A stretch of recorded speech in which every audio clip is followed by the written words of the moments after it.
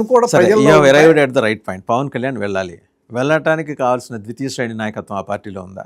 ఇప్పుడు అదే కదా ఇప్పుడు తయారు చేసుకుంటున్నారు. మొన్నటి వరకు పార్టీ సంస్థాగత బలం మీద దృష్టి పెట్టలేదండి. కానీ ఏ పార్టీకైనా సరే పార్టీ సంస్థాగతంగా ఉంటే ఈయన ఆటుపోట్లు ఉన్నా అప్ అండ్ డౌన్స్ ఉన్నా తట్టుకుంటుంది. తెలుగుదేశం పార్టీ తట్టుకోవడానికి కారణం అదే. ఇప్పుడు 2004 నుంచి 14 వరకు అధికారం లేదు, కానీ లేకపోయినా తట్టుకుంటూ వచ్చింది. అట్లాగే డిఎంకే ఎంజీఆర్ ఉన్నంతకాలం అధికారం లేదు, కానీ తట్టుకుంటూ వచ్చింది. కారణం ఏంటంటే సంస్థాగత బలం. ఆ సంస్థాగత బలం లేకపోతే ఏంటంటే మీరు ఎప్పుడన్నా సరే ఓడిపోతే ఇమీడియట్గా డౌన్ అయిపోతుంది. కాబట్టి అట్లా పవన్ కళ్యాణ్ ఓటమి నుంచి కూడా పాఠాలు నేర్చుకున్నాడు. 2019 నుంచి 24 వరకు ఓటమి నుంచి పాఠాలు నేర్చుకున్నాడు. కింద పైన పడ్డాడు. అనేకగా ఆయన కుటుంబాన్ని దూషించారు, వ్యక్తిగతంగా అతని మీద దాడి చేశారు, మాటలతో అన్ని అవమానాలు భరించి ఇవాళ రాటుదేలి ఈ పరిస్థితిలోకి వచ్చాడు. ఇప్పుడు అర్థమైంది ఏంటంటే పార్టీని కూడా మనం బలం చేసుకోవాలి, వ్యవస్థాగతంగా సంస్థాగతంగా పార్టీ బలోపేతం అయితే కానీ లాంగ్ టర్మ్ పాలిటిక్స్కి పనికిరాము అనే దాంట్లోకి వచ్చి ఇవాళ పార్టీ మీద కూడా దృష్టి పెట్టారు. ఇది సరైన దిశ కింద లెక్కేసుకోవాలి. దాంతోపాటు ఆయన అన్నది ఏంటంటే ప్రాంతీయ విధానాలని పాటిస్తూనే జాతీయ సమగ్రత కోసం పాటుపడతాననేది వెరీ వ్యాలిడ్ పాయింట్. వ్యాలిడ్గా చాలా క్లియర్గా చెప్పేశారు. దాని మీద ఏంటంటే ఇప్పుడు ఏ రాష్ట్రానికి వెళ్ళినా ఆ ఇమేజ్ వస్తుంది. దానికి సరిపడ ఇప్పుడు ఈ 4 రాష్ట్రాల్లో కేరళ ఒకటి పెద్దగా రాకపోయినా మిగిలిన ఆంధ్రప్రదేశ్, తెలంగాణ, తమిళనాడు, అట్లాగే కర్ణాటక, ఈ 4 స్టేట్లో మాత్రం ఈయన ఊరుకుంటుంది డెఫినెట్గా. అందులో డౌట్ లేదు. నేషనల్ సెక్యూరిటీ యాంగిల్ ఎందుకు తీసుకొచ్చారనే దాని మీద బీజేపీ నుంచి వస్తున్న వాదన ఏంటంటే ఈరోజు నేషనల్ సెక్యూరిటీ అనేది బీజేపీ సొంతింటి వ్యవహారంలాగా వేరే పార్టీ చూడటం. నేషనల్ సెక్యూరిటీ మనందరి బాధ్యత, రాజకీయ పార్టీలే కాదు. అది గుర్తించే జనసేనకి వాళ్ళు కబురు పెట్టడం, లేకపోతే ఈయనంతటి ఈయనే రావటం జరిగింది. సెక్యూరిటీ యాంగిల్లో ఈవెన్ తెలుగుదేశం కూడా ఈ స్థాయిలో రెస్పాండ్ కాల, ఈయన స్థాయిలో రెస్పాండ్ కాల. మన హౌకమ్ వి మిస్రీట్ అండి. అంటే మన పాఠ్యాంశాల్లో దేశ సమగ్రత, దేశ భద్రతకి సంబంధించి ఇప్పటివరకు పాత ఆయన మొదటి విద్యాశాఖ మంత్రి అబుల్ కలాం ఆజాద్ గారు, మౌలానా అబుల్ కలాం ఆజాద్ రాయించిన పుస్తకాలు చదివాం. ఇప్పుడు అసలు చరిత్ర బయటకు వస్తుంది. ఇవన్నీ చదివించాలిగా. అంటే ఆ దిశగా ఏమన్నా జనసేన సెన్సిటైజ్ చేస్తుందా వాళ్ళ పార్టీ నాయకత్వం? అంటే ఒకటండి, ఇప్పుడు ప్రాంతీయ పార్టీల్లో ఇప్పుడు మనం బెంగాల్ చూసాం, టీఎంసీ. యాక్చువల్గా బంగ్లాదేశ్ నుంచి ఇన్ఫిల్ట్రేషన్ ఎక్కువ ఉంది. వెస్ట్ బెంగాల్లో, అక్కడ నుంచి ఈవెన్ హైదరాబాదు. ఈ 75 ఏళ్ళలో ఒక లెక్క 5 కోట్ల మంది బంగ్లాదేశీలు ఇక్కడ. అదే దానికి సెంట్రల్ గవర్నమెంట్ ప్రయత్నం చేసింది ఏంటంటే ఫెన్సింగ్ వేసేయాలి మొత్తం అని, బార్డర్ అంతా దాదాపు అంతా వేశారు. ఆ బెంగాల్లో వేయలేకపోయారు.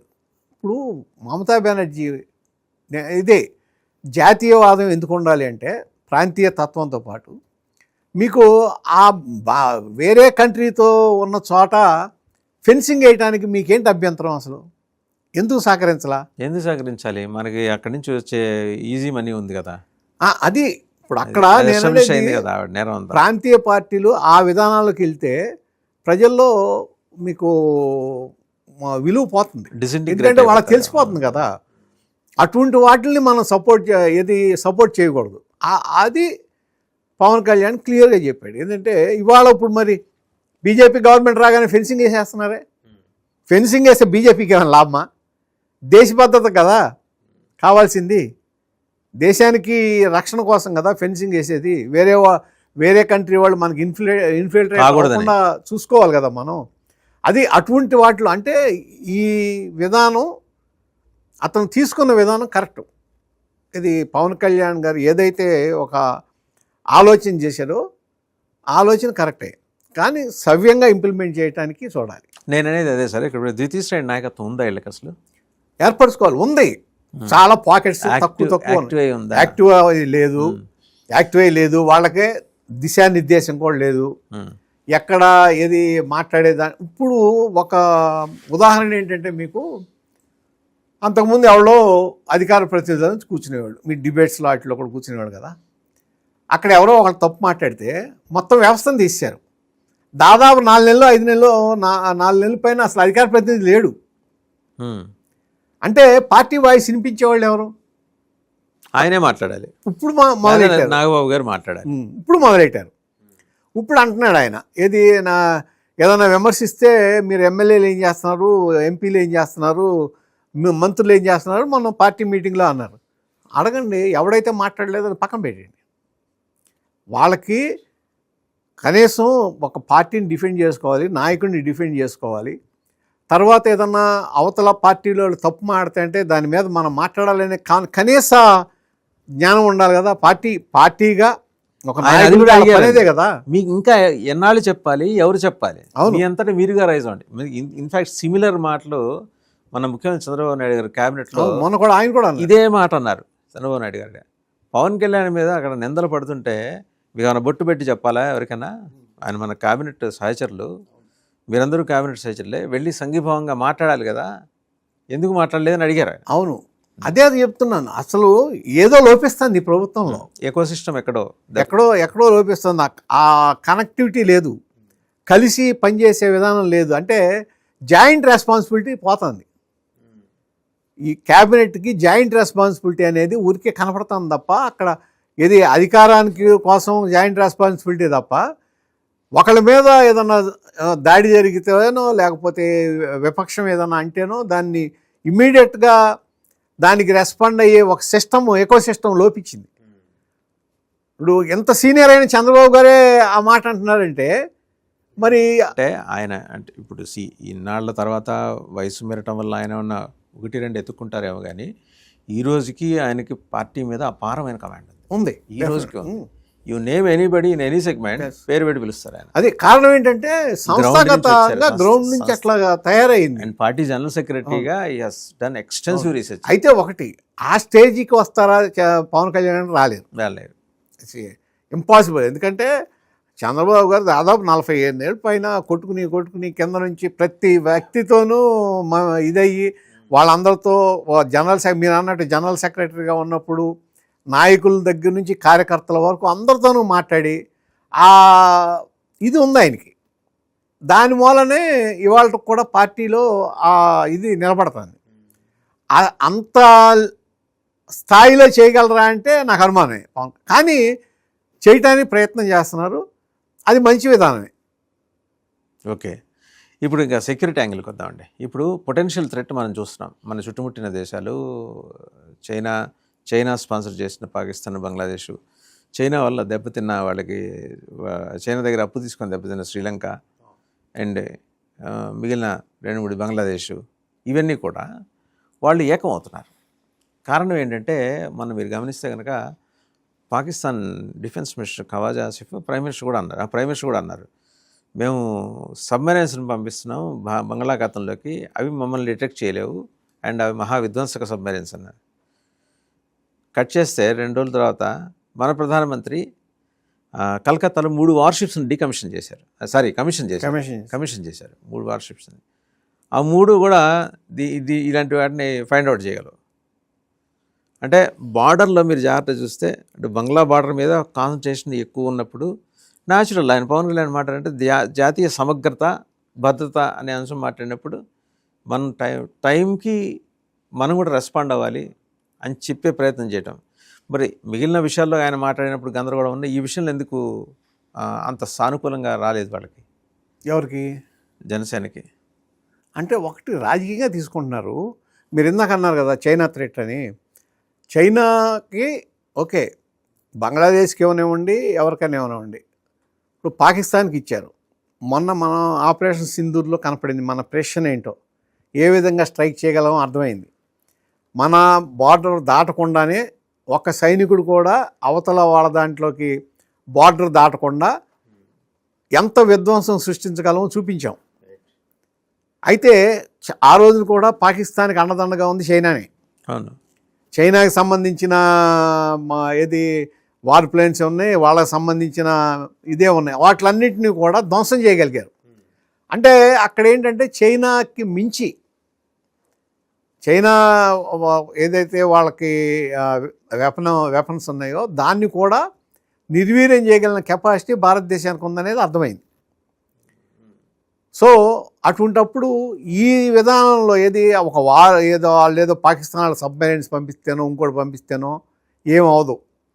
ఎప్పుడో పాకిస్తాన్ చాలా స్ట్రాంగ్గా ఉంది,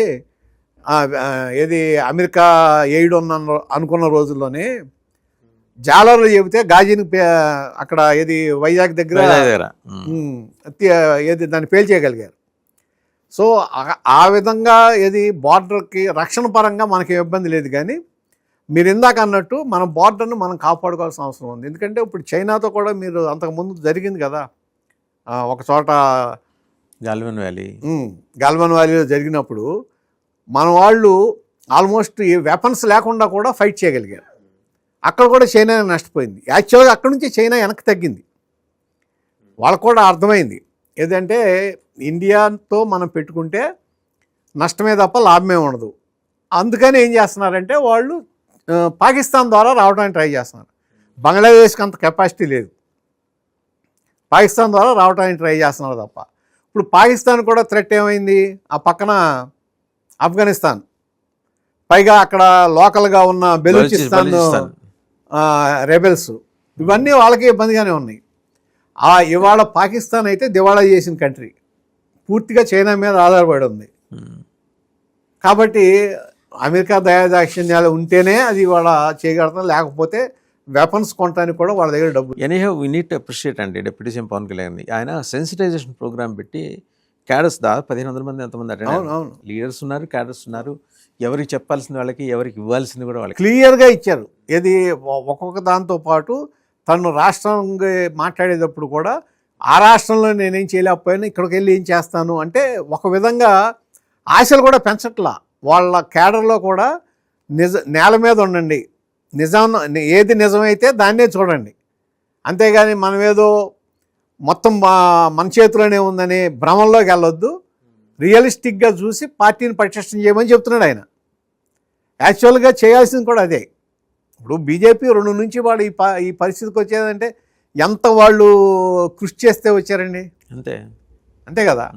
పవన్ కళ్యాణ్ కూడా వయసుగా పెద్ద వయసు ఏం కాదు, కాకపోతే అనారోగ్యం కొద్దిగా అటు ఇటు ఉండదు కాబట్టి జాగ్రత్తగా ఉంటే ఆయనకు కూడా ఒక మంచి ఇమేజ్ వచ్చే అవకాశం ఉంది సౌత్ ఇండియా పరంగా.